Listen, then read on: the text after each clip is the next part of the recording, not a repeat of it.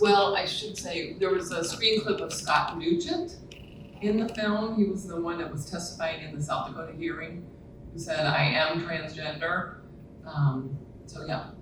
Scott. Did you interview Scott? Many times, he's on our podcast. Yeah. Sorry.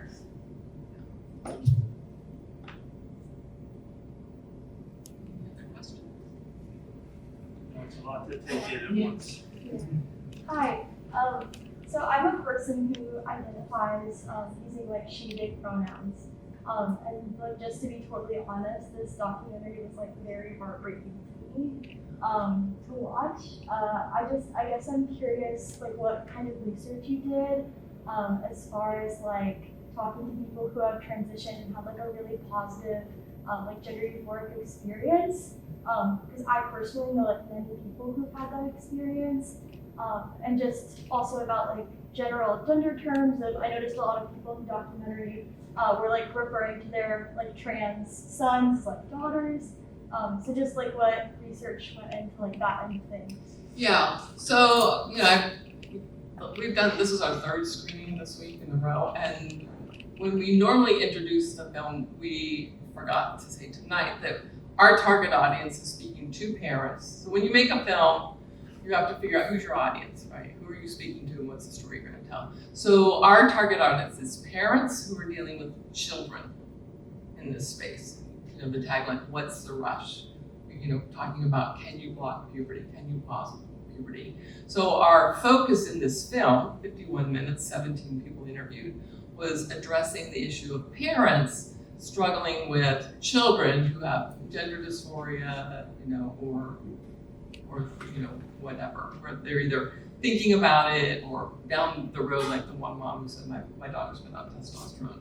So to that end, it was just a editorial directing decision not to enter into people that are trans now as adults, even though we did interview two detransition people. So it's a decision that we made as filmmakers. We didn't interview children either, because we have an objection to interviewing children on camera, just because they're children. If the target audience is parents, why is it being shown to this audience now exactly? Because you're students and you're living in the world, you're interested in learning things. It's an educational institution. We're an educational nonprofit. I mean, I showed my other films here on surrogacy. I don't think there's anybody that's a surrogate in the audience. You teach ethics here, you teach science and biology. Maybe you have pre-med students here. It's a learning institution. Right. Also, were there any people of color that you interviewed during the process of your research? During our research?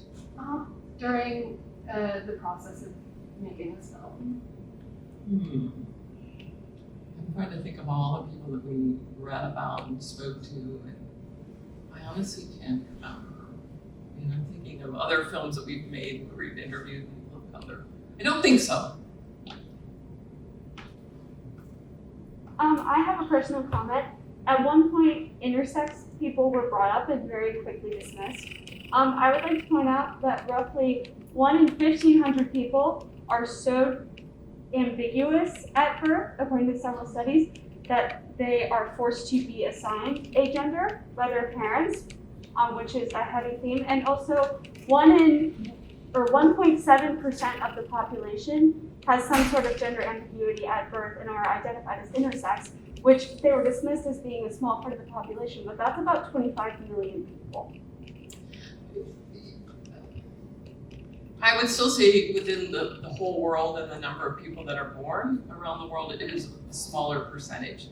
And the point that Colin was making was just acknowledging that that does happen, but that these people are within a sex of male or female. It's not a new category of sex.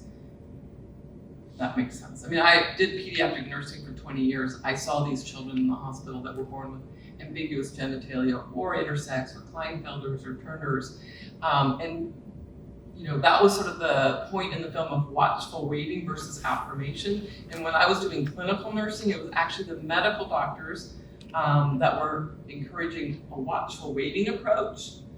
versus the parents who felt more pressure, because what happens when you have a baby? Everybody wants to know, what did you have? What did you name the baby? What kind of present should we buy? Pink clothes or boy clothes? So it was more of a societal pressure. So then it was the medical community that was saying, there's no rush. And now we see sort of a flip, that there's a rush to quickly assign, you can assign sex, but you can assign gender. I think to your point too, the film was in no way meant to minimize or to silence that point. It's just a point, as Jennifer spoke, that used to be, and I'm, as a labor and delivery nurse, have patients who are born that way as well, and their parents do quickly, well, what do I tell people? You tell them how to healthy baby. But the point was not at all to minimize those folks or what they might be going through, but just the kind of the difference between the two. And the point is that we're born male or female, with those small instances of an intersex or a genetic Klinefelter's or ambiguous genitalia kind of thing. So, we're nurses.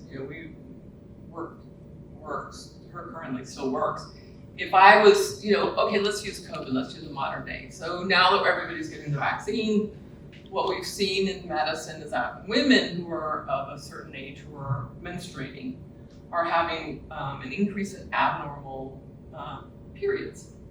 So I think it was CDC or maybe it was National Institute of Health. One of those have now assigned money to fund research into why is it this is a particular population of women who are of the age where they have periods. I mean, little girls don't have periods and older menopausal women don't.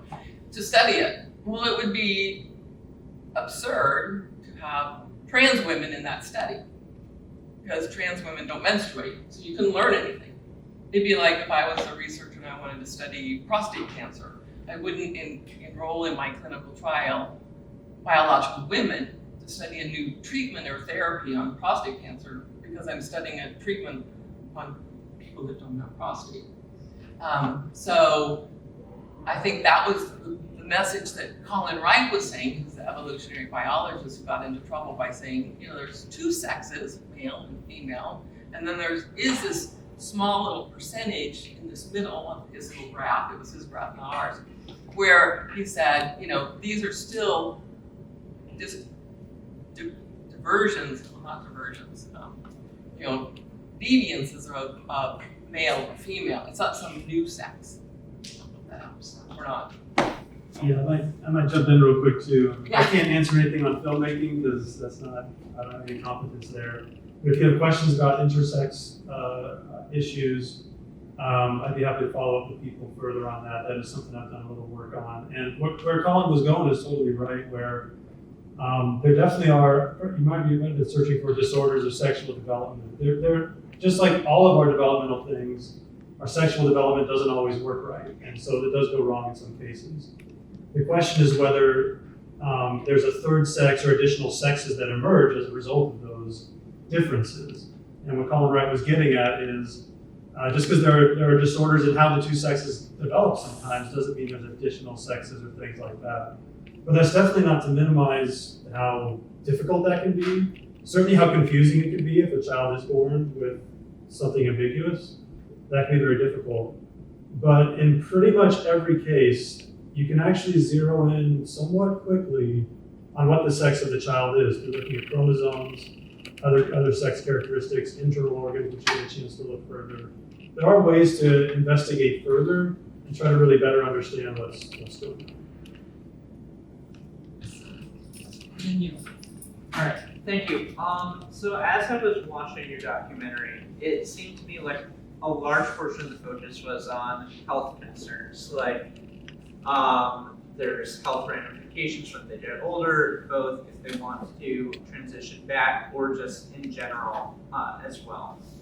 And it seemed to me that over the last 30, 40 years, there's been a rapid development in the medical progress in the field of transgender people. In that a lot of the procedures that are happening now weren't possible 40 years ago. Say 40 years from now, a person who wishes to transition without any long-term medical effects, what would you say to a parent of a child who wants to transition then when health concerns are no longer an issue? Wow. Okay. Well, first, you're right. There's a strong medical ethics, health risk benefit. We're nurses. Right. You know, our organization is focused heavily in biomedical ethics, so that, you know, as documentary filmmakers, you know, you have the luxury of documenting a story or a film that you wish to document. So Yeah. we took that approach intentionally because that's our area of expertise and our area of interest.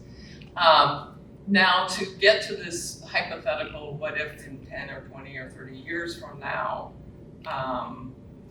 it's all okay without all these problems, then it would be okay. I guess my kind of retort to that would be, well, we're going to be doing a lot of experimentation along the way, and a lot of people could be harmed in this trial and error, and try this and this didn't work and try that. And we've seen that in medicine, but it usually happens in the area of clinical trials. And the paramount of clinical trials is not only informed consent, but safety. So when you're agreeing to consent to be part of a clinical trial, there's all these, you know, checks and balances in place so that you aren't exploited, you aren't harmed. If you are harmed, there's some kind of, justice that you are deserving. So in this particular scenario, what the film showed, this isn't a clinical trial. We've been studying this in mice and rats, and then we moved to monkeys and dogs and higher animals, and then we passed all these safety thresholds to now get us to clinical trials still in humans. We've bypassed that, and it gets back to the point in the film. There's no long-term studies. This is very new. It's a very new field of medicine, especially in the area of children. And what makes data valid is that large sample sizes, studied over long periods of time. So when you take a child pre-puberty, or in puberty, or post-puberty, those are different populations that need different kind of studying. But in one sense, you're experimenting on them, because it's not a clinical trial. All right, thank you. Oh, yeah. Yeah, I actually really appreciated your film. I'm like living this out firsthand. I have a family member who had gender dysphoria starting at like age 9. She's now 15, and she has a terminal diagnosis on her life. She's not expected to live to the age of 30 because of the decisions that she made. And so I'm just curious, obviously these doctors are just very burdened at what they're seeing. What is like the best support or encouragement you would give to a family experiencing this? I think what I've learned in making this film, because I learned a lot, was that you're not alone. And Bryn in the film, she's one of the mothers that speaks out, and she's just an amazing woman. Her and her daughter are amazing. She loves her daughter very much, and she has a network. It's kind of secret. I won't say it's secret, but a network that she protects of parents and other families who are going through this. When we created the film, we had several groups or family members reach out to us that we had no idea in our own backyard. Oh, we're a network of parents who are going through this, and we love your film just because it gives a voice to what we're going through. And I think too, like, again, Jennifer's point, we're nonprofit education. That was part of the point of the film too, is I've had so many people watch the film and be like, I didn't even know this was a thing. Like, I didn't even know this is something that was going on, or, opened my eyes to questions I need to be asking, or, so I think the largest thing I would take to tell people is you're just not alone, and there's a network of other people who are going through this and have questions and are wrestling with it, and have children that might be wrestling with it as well. And I can get you some of those resources if you'd like afterwards, just let me know. Yeah, I'm just curious as to, I know you said that you would not interview children, so in the cases with the mothers whose, who their children are still, not adults, this doesn't count. But there were a few mothers up there whose children were adults. did y'all ever reach out to them or interview them on how they felt not affirmed or accepted by their parents? And how maybe this was like a very positive, this was a very positive, what's the word I'm looking for, that this is something they wanted to do, and this is not, they don't want to detransition, like they wanted to transition. And so did you ever reach out and get their opinion on how they feel? I just feel this is very bias leaning, and you're looking at a very small, I shouldn't say small, because people are allowed to detransition, but people should also be allowed to transition because people can change their identity and that's fine. And so I'm just curious as to why that these children were not, I mean, maybe they wouldn't want to be on this, but why they were not asked or if they were not reached out to.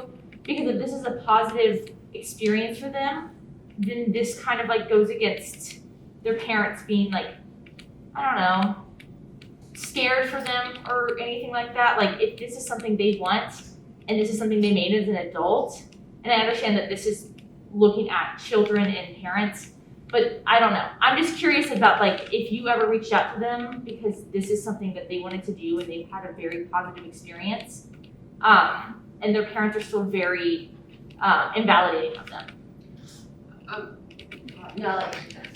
Sorry. Okay. I have just a strong professional stance against interviewing children, period.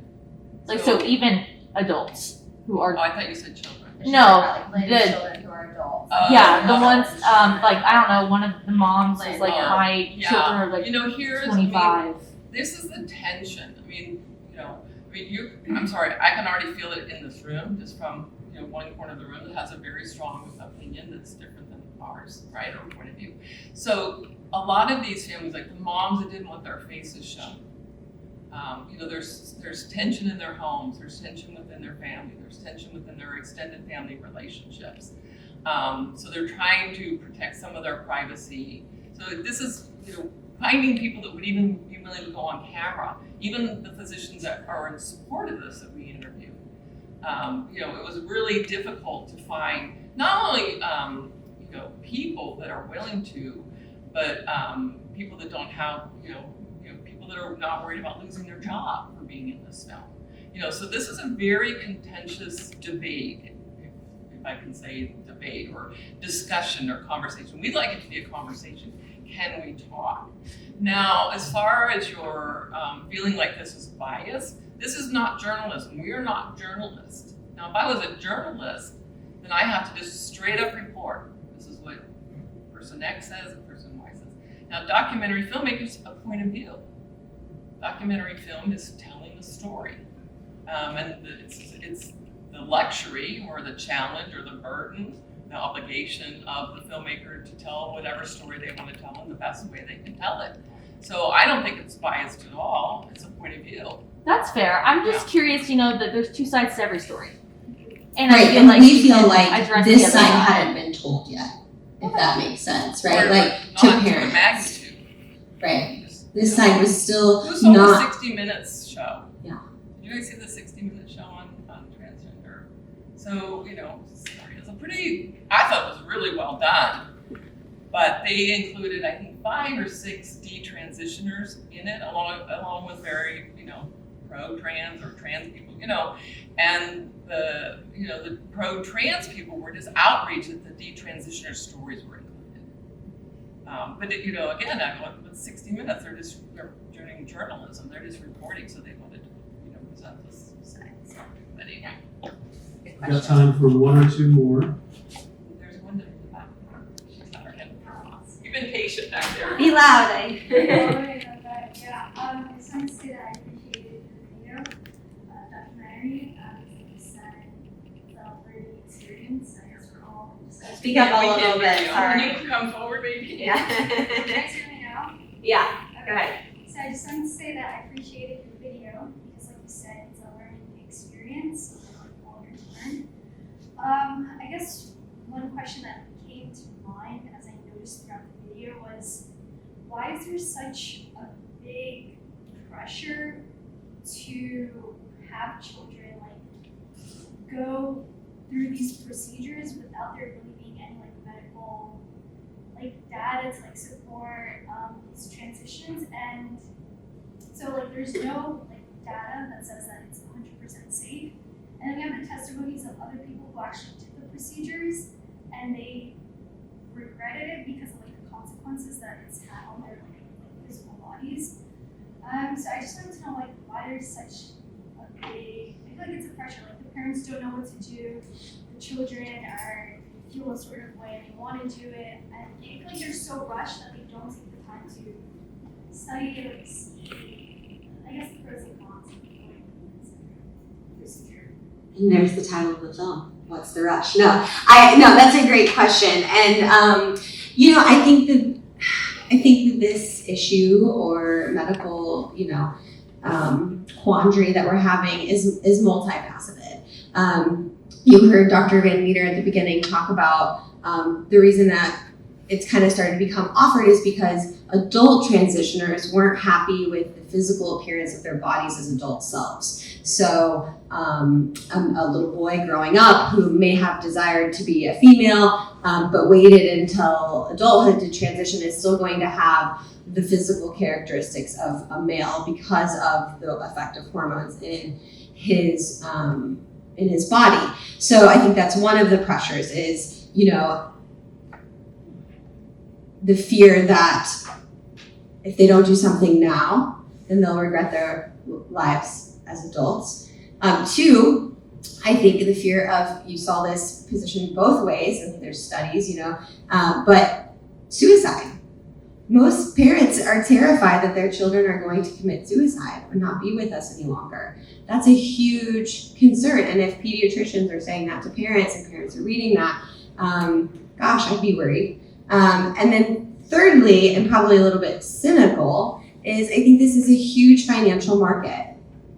I think that this is huge. I mean, I work in, like you said, maternal health, and that is a money-making business as well. And as much as they can try to profit off of women who want to have babies and that sort of thing. So and that's the cynic in me, I think, a little bit, is that how can we make money through healthcare? And I think that's why sometimes these young folks are targeted too. Do you have anything to add to that, Jennifer? Okay. One last question. So, based on your answers to previous questions and in the film itself, it seems your main objection is the safety procedures that are normally in place for so many different medical practices just haven't occurred for this specific type of wanting to change gender, the medical procedures and experimentation that has been argued should happen, hasn't happened. So my question is, do you believe ethical gender reassignment is possible? Ethical. Medically ethical gender reassignment possible? What do you mean? I'm sorry. What do you mean by ethical? You mean like without risk? Yes. No, I think it's risky. I mean, like the detransition woman's Jane said, even if you have the phalloplasty, you won't ever have a penis that works. Well, I won't say ever. The chances of having a penis that works like a male penis are not the same. The same with the neovagina. So I'm asking, do you think will it ever be possible?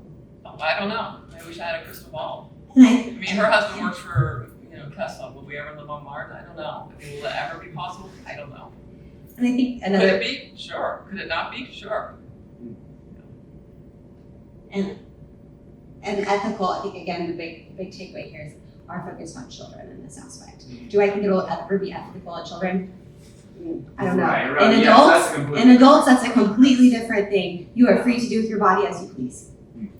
Yeah, and so that was what more, what do you mean by ethical? Yeah. Ethical without medical risk, ethical, like, sure, you want to do it, you go ahead and do it. Mm-hmm. I think for me personally, I just want to make sure that medicine doesn't get totally corroded, and a lot of the work that we do, we see a lot of corruption in medicine, that's driven by profit, that's driven by, I'm just a service provider versus this sense of I have a higher calling as a member of a profession to do no harm.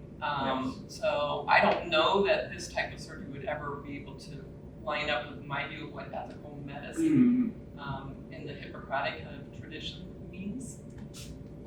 I think he said that was the last question, or can we? I do think we need to call it for He said this there's another group afternoon. coming. Thank you for coming out, spending some time with us. Let's thank our speakers and our guests.